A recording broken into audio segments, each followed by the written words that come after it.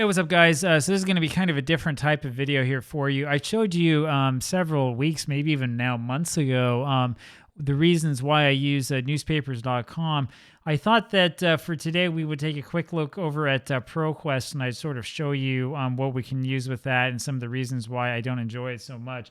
So without any further ado, we'll go over here to the screen. You can see that when you log into Proquest, as I have through my public library, this is the New York Times index, you end up with a place to search. Now, the search works pretty well, right? There's pretty good microfilm to text work being done here, though it's not perfect. You can click over on advanced search, look for a couple of advanced things. You'll notice that your menu options change as soon as you do that.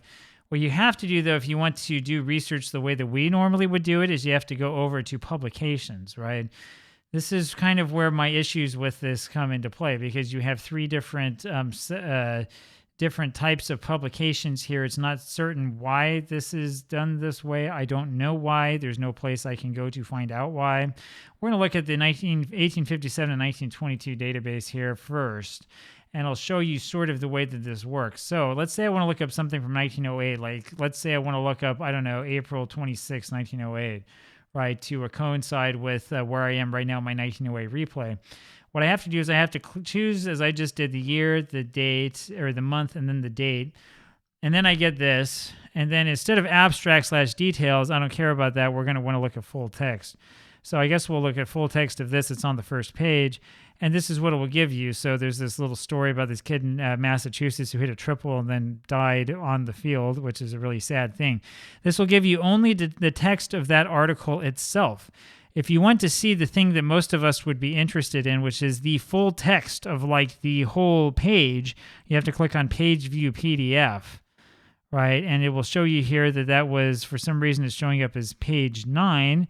And then we can read about all the things that happened on April 26, 1908, all the things that were reported. Or we can go through the paper page by page.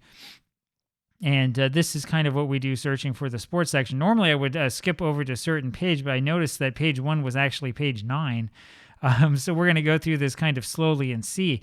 As you can see, this is slower. If you compare this with the way the newspapers.com works, this is much slower, and it's much more cumbersome, and it's really not a whole lot of fun to look through. And it's kind of hard to sort of hop from one place to the next, right? Especially since you have to wait for the PDF to load for each individual page before you can do much else. And we'll go through, all the advertisements for apartments here and all the other stuff that, has been scanned.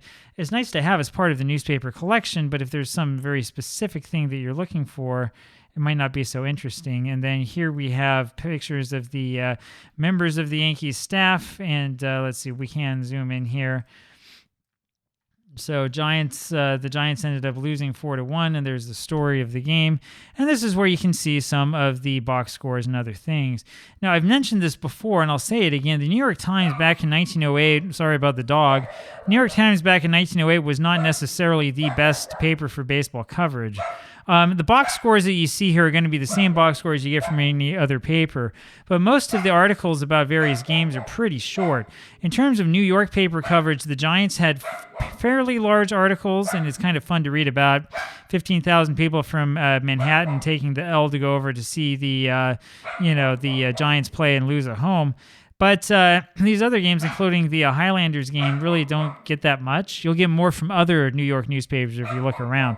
So this is kind of what it looks like when you do that. And as you can see, it becomes frustrating because to get to this page, we have to go through a whole bunch of different steps. We have to go through a whole bunch of like looking at this thing and looking at that thing. And I don't know. It's not that great. Not a great system. We go over here to something more modern. We'll look up something really quick from 1949 as well, just for comparison purposes. We have to go look at a completely different page. For whatever reason, it's been set up to be different for some strange reason. So we'll go take a look at May 9th or something like that, 1949.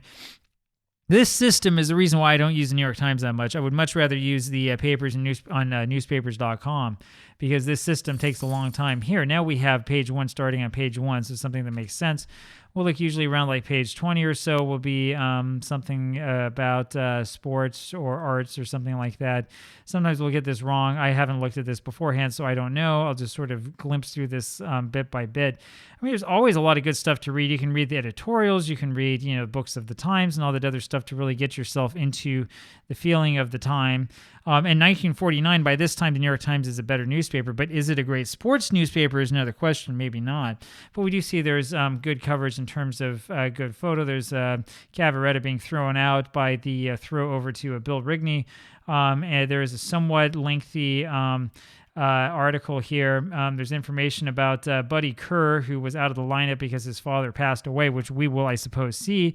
And then, as you can see again, for most of these other games, they're very, very short articles about what happens. Pirates actually won that doubleheader. That's interesting to look up. And there's very little bit here about how the Dodgers were doing. And that's basically, I think, the entirety of the baseball coverage. No, I'm sorry. There is another one here. There's the article about the Yankees. And then there is a article here about soccer in New York, where the Belfast Celtics ended up playing the New York Stars, something I'd never heard of before. So you can see there is some stuff here that's useful, and this is the way that you have to go about it. My biggest problem with this system, though, is the fact that it is so cumbersome to try to find anything, right? I mean, you can use the search system, and you can search for, like, baseball, but you'll get every single article on that particular day that mentions the word baseball, which is not necessarily going to get you where you want. The easy thing to do with any of these newspapers is to flip from one page to the next. That's the way that microfilm worked as well. I wish that it were easier with this. I also wish that this New York Times collection, going all the way out to the present day, were available also on newspapers.com and not only through Proquest. Now, it's not an awful thing, right? I'm going to have a rant here about Proquest coming up here at some point in time in the future, where I'll tell you what I really think about this company and the way that it monopolizes information. I think it's awful, right? But the nice thing about this, at least, is that most public libraries in this country, and I think every university library in this country, will get you the New York Times access. There are problems with other papers that are under Proquest, right? So if you read in my blog, you will never see me cite any paper from Cleveland or from Milwaukee, or there are a couple of other cities where I just can't get the information. The reason why is because it is all under Proquest lock and key. Now, Proquest would be much better if they would take a look at how it happens with newspapers.com and would realize that most people would open up a newspaper and maybe look at 2 pages at once, and that it would be really, really easy for them to set this sort of thing up. That's what I would like to see, or just have you flip from one page to the next. That would be easy. It would be a very, very simple thing to do. Right? I don't understand why we don't do it that way. I don't know why every single page has to be in PDF format, right? Because there are better ways of doing this that would be better on their bandwidth, but Proquest is not necessarily a private company that's trying to maximize anything. It's actually sort of a major monopoly that considers its customers to be major research institutions. So there you go. Keep that in mind when you're doing your research. Again, if you're looking at anything pre-World War II, don't go with the New York Times. You want to go with other papers. There are better papers in New York City. There are better papers in Washington, D.C. than the Washington Post. Don't touch the Washington Post before like the 1960s. You want the Evening Star, right?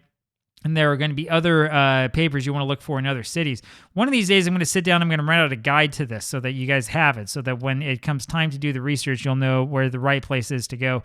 New York Times is all right, but it's not that great. And it's very, very much concise, and a lot of detail is taken out. If you look in other papers, you'll find that there was a lot more going on.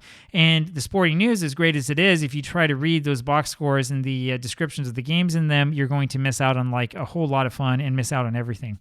There you go. Hope you're having a good day. Bye.